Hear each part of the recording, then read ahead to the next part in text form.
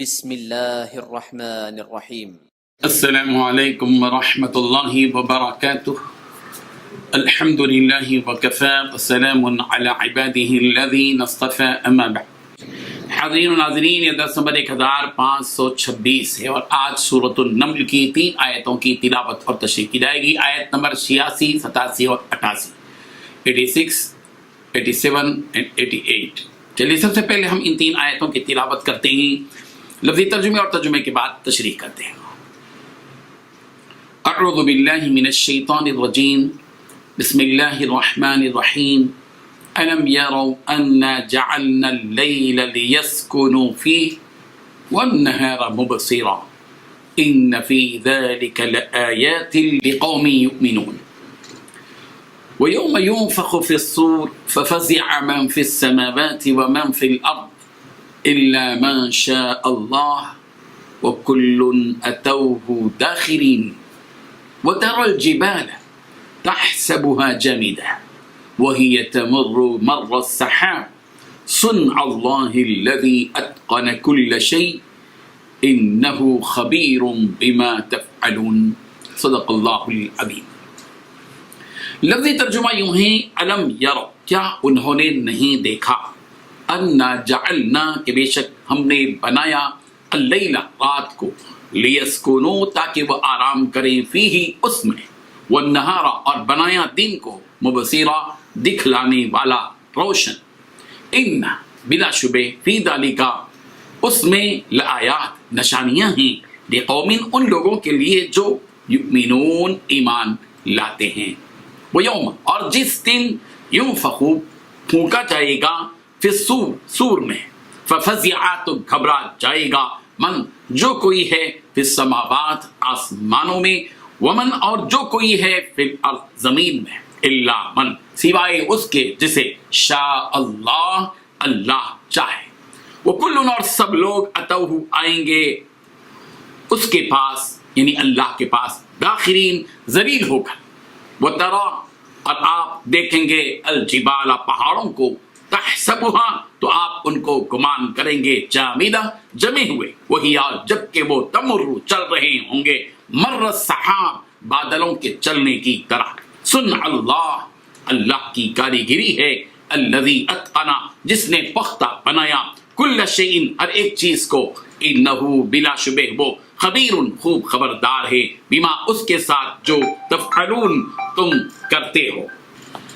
کیا انہوں نے نہیں دیکھا کہ ہم نے رات کو اس لیے بنایا ہے کہ اس میں آرام کریں، اور دن کو روشن بنایا ہے کہ اس میں کام کریں، بے شک اس میں مومن لوگوں کے لیے نشانیاں ہیں۔ اور جس روز سور پھونکا جائے گا تو جو لوگ آسمانوں میں اور جو زمین میں ہیں سب گھبرا اٹھیں گے، مگر وہ جسے اللہ چاہے، اور سب اس کے پاس عاجز ہو کر چلے آئیں گے۔ اور تم پہاڑوں کو دیکھتے ہو تو خیال کرتے ہو کہ اپنی جگہ پر کھڑے ہیں، مگر وہ اس روز اس طرح اڑتے پھریں گے جیسے بادل۔ یہ اللہ کی کاریگری ہے جس نے ہر چیز کو مضبوط بنایا، بے شک وہ تمہارے سب افعال سے باخبر ہے۔ ان 3 آیتوں میں 9 باتیں بتلائی گئی ہیں۔ پہلی بات، کیا انہوں نے نہیں دیکھا کہ ہم نے رات کو اس لیے بنایا کہ اس میں آرام کریں۔ دوسری بات، اور دن کو روشن بنایا کہ اس میں کام کریں۔ تیسری بات، بے شک اس میں مومن لوگوں کے لیے نشانیاں ہیں۔ چوتھی بات، جس روز سور پھونکا جائے گا تو جو لوگ آسمانوں میں اور جو زمین میں ہیں سب گھبرا اٹھیں گے۔ پانچویں بات، مگر وہ جسے چاہے۔ چھٹویں بات، سب اس کے پاس عاجز ہو کر چلے آئیں گے۔ ساتویں بات، تم پہاڑوں کو دیکھتے ہو تو خیال کرتے ہو کہ اپنی جگہ پر کھڑے ہیں، مگر وہ، آٹھویں بات، مگر وہ اس روز اس طرح اڑتے پھریں گے جیسے بادل۔ اور 9ویں بات، یہ اللہ کی کاریگری ہے جس نے ہر چیز کو مضبوط بنایا ہے، بے شک وہ تمہارے سب افعال سے باخبر ہے۔ بزرگان محترم، قادر مطلق نے اپنی قدرت سے، اپنی طاقت سے دن اور رات کا وہ نفع بخش نظام بنایا ہے جس نظام کی وجہ سے اس کی مخلوق سکون اور اطمینان کے ساتھ زندگی بسر کر رہی ہے۔ اللہ تبارک و تعالیٰ نے سورج کو اس کی مخلوق کی نفع رسانی کے لیے مسخر کر دیا اور اس کام میں لگا دیا کہ وہ اپنے مقررہ وقت میں طلوع اور مقررہ وقت میں غروب۔ سورہ یاسین کی آیت نمبر 38 میں یہی بات یوں کہی گئی، وَالشَّمْسُ تَجْرِي لِمُسْتَقَرٍّ لها ذلك التقدير العزيز العليم، اور سورج کے لیے جو مقررہ راہ ہے وہ اسی پر چلتا ہے، یہ ہے مقرر کردہ غالب باعث اللہ کا۔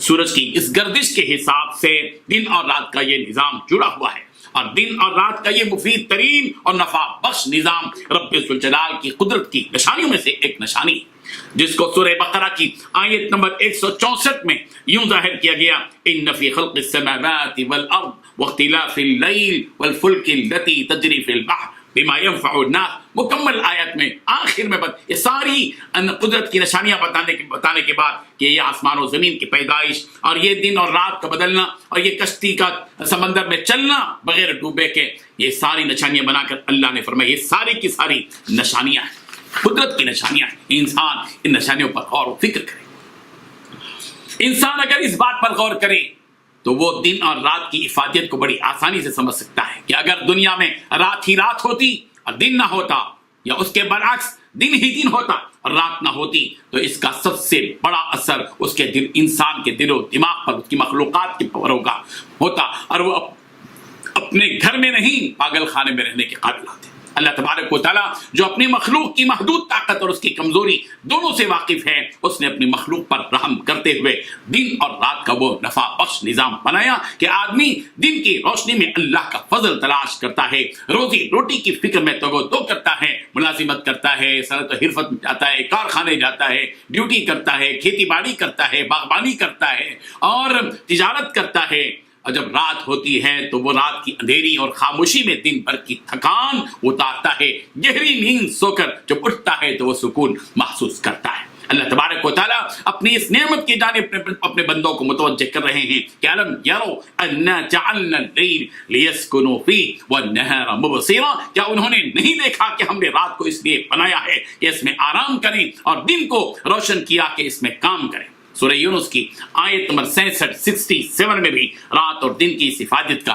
یوں تذکرہ کیا گیا، هو الذی جعل لکم اللیل لتسکنوا فیہ والنہار مبصرا، وہ ایسا ہے جس نے تمہارے لیے رات بنائی تاکہ تم اس میں آرام کرو، اور دن بھی اس طور پر بنایا کہ دیکھنے بھالنے کا ذریعہ ہے۔ سورہ قصص کی آیت نمبر 73 میں بھی یہ بات یوں کہی گئی وَمِن رَحْمَتِهِ جَعَلَ لَكُمُ اللَّيْلَ وَالنَّهَارَ لِتَسْكُنُوا فِيهِ وَلِتَبْتَغُوا مِن فَضْلِهِ وَلَعَلَّكُمْ تَشْكُرُونَ، اسی نے تمہارے لیے اپنے فضل و کرم سے دن رات مقرر کر دیے ہیں کہ تم رات میں آرام کرو اور دن میں اس کی بھیجی ہوئی روزی تلاش کرو، یہ اسی لیے ہے تاکہ تم شکر ادا کرو۔ مومن و مسلمان اگر رات اور دن کے اس نظام پر غور و فکر کرے تو اس میں قدرت کی نشانیاں موجود ہیں، ان فی ذلک لآیات لقوم یؤمنون، کہ اس میں نشانیاں ہیں ان لوگوں کے لیے جو ایمان رکھتے ہیں۔ قیامت کے دن کا ایک اہم مرحلہ سور میں پھونک مارنا ہے، جس کا ذکر یہاں کیا گیا یوم ینفخ فی الصور، اور اس دن کو یاد کرنے کا حکم دیا گیا جس دن کے سور میں پھونک ماری جائے گی۔ قرآن مجید کی متعدد آیات میں قیامت کے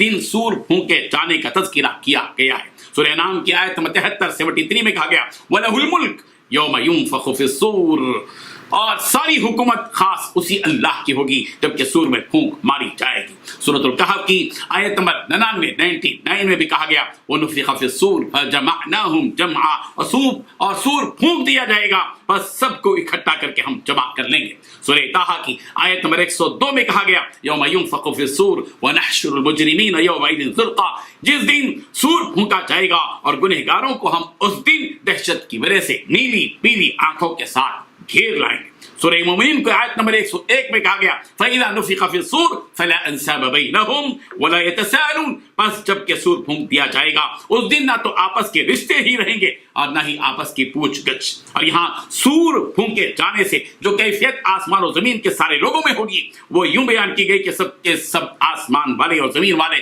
گھبرا اٹھیں گے مگر جسے اللہ چاہے۔